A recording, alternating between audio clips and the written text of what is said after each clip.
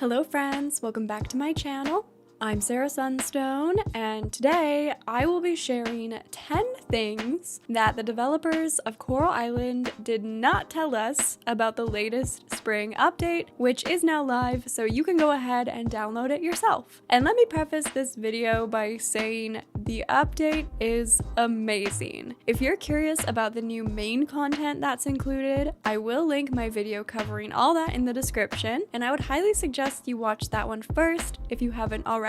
So in the latest content update, there were a ton of changes and new features that were nowhere to be found in the patch notes, and out of that, I will be sharing what I found to be the most exciting, the most interesting, and the most helpful for your gameplay experience. So get cozy, and without any further ado, let's get right into it. First off, mills have a brand new purpose. Previously, they were used to process fiber into hay for animal feed. However, now the mills will process wheat into flour, sugarcane into sugar, and sea salt into gourmet salt for cooking. The silo will still store hay, and although I personally find hay to be quite abundant and easy to obtain when scything grass, if you do happen to run out, you can still turn your fiber into hay by using the brand new dehydrator. Your animals will be well fed, so there's no need to worry. Speaking of animals, while we did know that the update would bring ducks and sheep to the ranch for purchase, they didn't tell us that now there are also color variants available for certain animals, specifically the ducks and the cows. Now you will be randomly given either a white or brown duck and either a black and white or brown cow upon purchase. Another little change worth noting here is that for some reason you can no longer purchase baby animals at the ranch, but I believe that this is just temporary, so don't fret. Next up, I'd like to address the revamped mastery system, because there are some details that are actually really important for you to consider for your gameplay that weren't obviously spelled out by the team.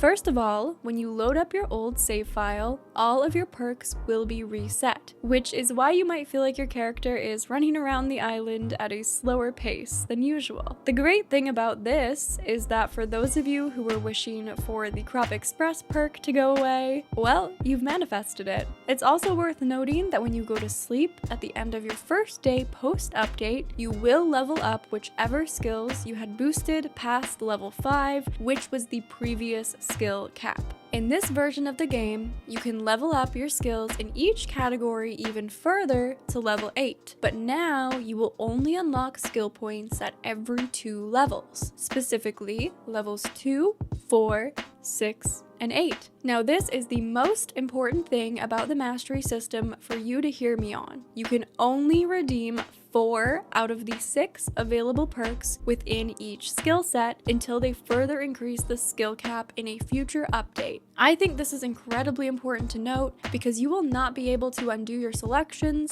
once you redeem your points for perks, and certain perks will definitely be more worth your while compared with others depending on your playstyle. So don't rush into redeeming your points and consider carefully what is most important to you before choosing perks. I personally haven't redeemed any of my skill points yet, and I won't until I've played more of the update and have a feel for which perks will end up being the most helpful for me. And while we're on the topic of leveling up, you will now unlock cooking recipes for certain domains of the mastery system at certain levels. I personally love this addition because it offers another method of unlocking recipes outside of befriending the islanders. So be sure to check your kitchen for new recipes that might already be unlocked depending on your skill level, like stone soup, bug jerky, and sunny side up eggs. And also don't forget to go get your skillet that is now available for purchase at Socket and Pan to complete your kitchen utensil collection. Please note that cooking is not going to be the go-to method for money making anymore post-update, but rather its purpose will be to provide you with really useful and fun buffs to enhance your gameplay experience. Which actually leads us to the next thing on the list, which is a set of craftable consumable items that you can now unlock by leveling up bug catching called Insect Scents. So far, I've discovered 3 variations of this item: Ground Insect Scent A and Ground Insect Scent B,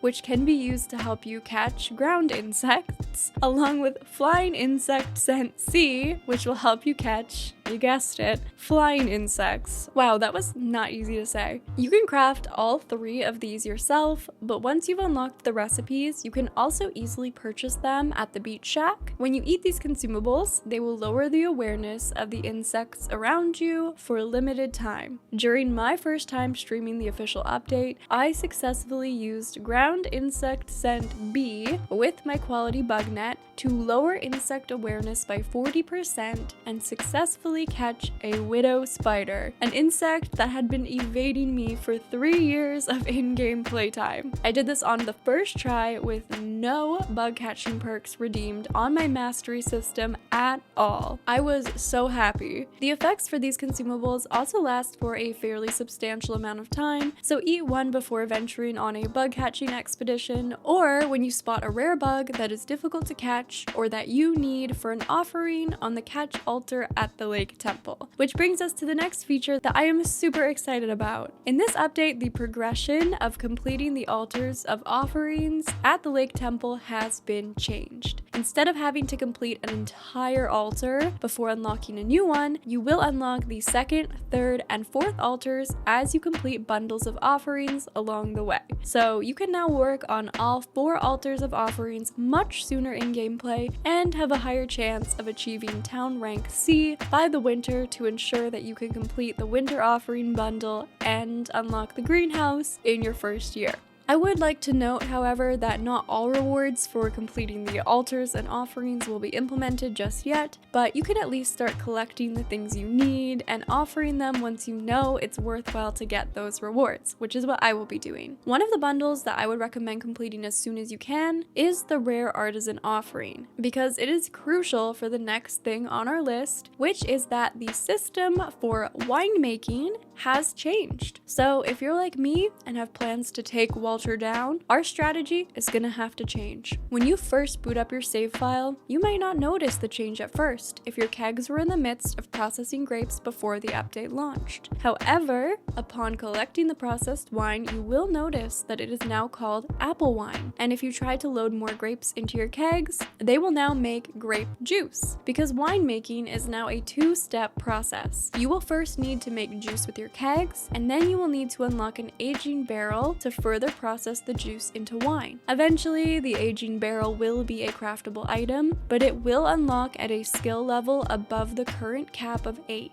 So until there's an update to increase our skill cap, you will need to complete the Rare Artisan Offering at the Lake Temple to receive 1 aging barrel as a reward. And yes, the Rare Artisan Offering is completable, even though it might appear to be a little intimidating. I think this is actually a pretty cool change in the long run for the game, because you can actually make a ton of different types of wine now out of a number of different fruits, like blueberry wine or starfruit wine, for example. So this next piece of information is pretty important in my opinion, and it might actually save you a ton of resources and money. Specifically 75,000 gold and 300 pieces of hardwood, because it seems as though you will actually not be able to access any of the rooms in the level 3 house upgrade if you complete it right now. There will be little signs blocking the entrances to each room that you cannot pass. And I have no earthly idea why this is the case, you guys, especially since the house upgrade was featured as a main component of the spring update, but I'm sure the team has their reasons. As such, I would definitely recommend holding off on the upgrade for the time being. You won't be able to make use of the rooms, and it will add a staircase that you're gonna have to decorate around in the living room. I'm a little disappointed because there's so many amazing pieces of interior furniture and decor in this update that I don't currently have space for in my house, and I was all ready to make my very own gaming room on Coral Island, but alas, we will have to wait. I hope this will be adjusted before the next major content update, but we'll have to wait and see, so fingers crossed. Now, the second to last feature on this list is one of my favorites, and I really wish the team would have highlighted it because I think it would help the game appeal to even more people useful than it has already, but I guess that's what I'm here for, and that is to tell you about the new mining experience. While the team did share that there are new monsters to encounter, they didn't share just how much more accessible this update makes the game. As a team, they have previously stated that they do have plans for both an arachnophobia mode as well as a no combat mode. However, in my opinion, they did an amazing job of addressing both of these factors for the time being while they work on different combat modes to implement later down the line. First of all, there are no more spiders. Not in the Earth Gate, not in the Water Gate, not in the Wind Gate.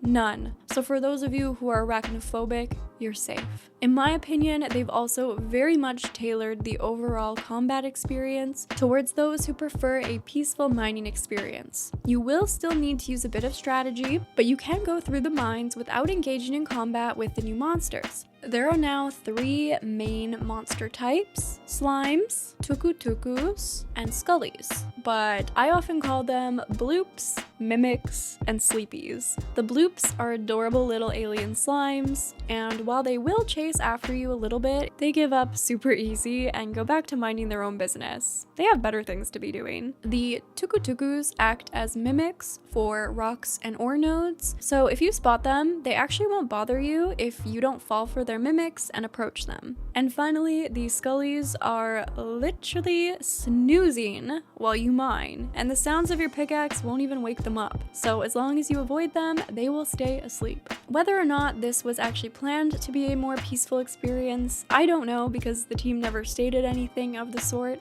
But from my personal experience in the mining, I find this to be incredibly useful and appealing information for those of you who don't love combat but still want to enjoy the mines in early access. So if you didn't enjoy being pelted by projectiles from the forbidden jellos or dashed at by an angry mob of spiders in the previous version of Coral Island, I encourage you to give mining another go post-update with this new information at hand. And the last thing on today's list, which is super fun and useful, is that the newer NPCs like Aaliyah, Mark, and Raj, for example, now also have birthdays. They are noted both on their profile pages, in the relationship UI, as well as on the town calendar. So now you know the best day to give them their favorite gift for an extra boost in friendship and to get one step closer to unlocking some of their new dialogue and hard events that were also implemented in this update. So those were 10 things that Stairway Games did not tell us about the update. That was a lot of information, and I hope you found some of it useful. Let me know down in the comments which of these new additions is your favorite, which you were most surprised by, and which you'd maybe like to see me do a deeper dive on in a future video. Anything and everything, you know I always love hearing from you. And with all that being said, thank you so much for watching.